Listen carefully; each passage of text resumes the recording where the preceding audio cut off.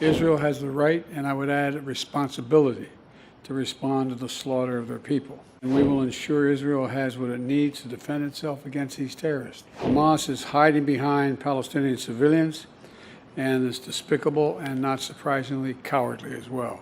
Israel has the right, and I would add responsibility, to respond to the slaughter of their people. And we will ensure Israel has what it needs to defend itself against these terrorists. That's a guarantee.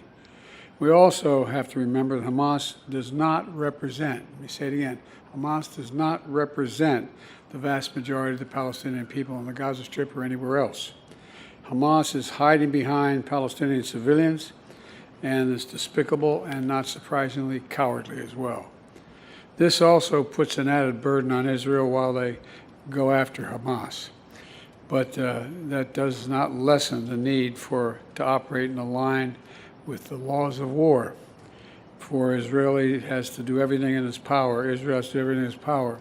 As difficult it is to protect innocent civilians, and it's difficult. I want to thank the Israelis and the Palestinian, and President Sisi of Egypt for working with the United States to make sure that food, water, and medical supplies are getting through to innocent people in Gaza. The flow needs to increase, and we're working very hard with our partners to make that happen. We're also working around the clock together with our partners in the region to secure the release of hostages, and including American citizens left behind and held by Hamas, and the safe passage of foreign nationals out of Gaza, not just Americans, but Australians and a whole range of people who are trapped in Gaza. I also want to take a moment to look ahead toward the future that we seek. Israelis and Palestinians equally deserve to live side by side in safety, dignity, and peace.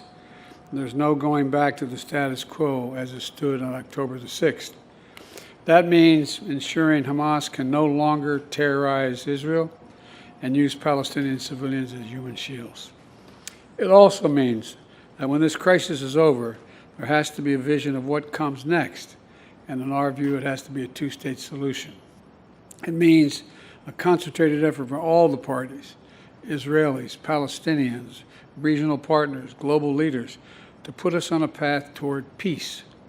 In the past few weeks, I've spoken to leaders throughout the region, including King Abdullah of Jordan, President Sisi of Egypt, President Abbas of the Palestinian Authority, and just yesterday with the Crown Prince of Saudi Arabia, about making sure there's real hope in the region for a better future, about the need, and I mean this sincerely, about the need to work toward a greater integration for Israel, while insisting that the aspirations of the Palestinian people will be part of that future as well.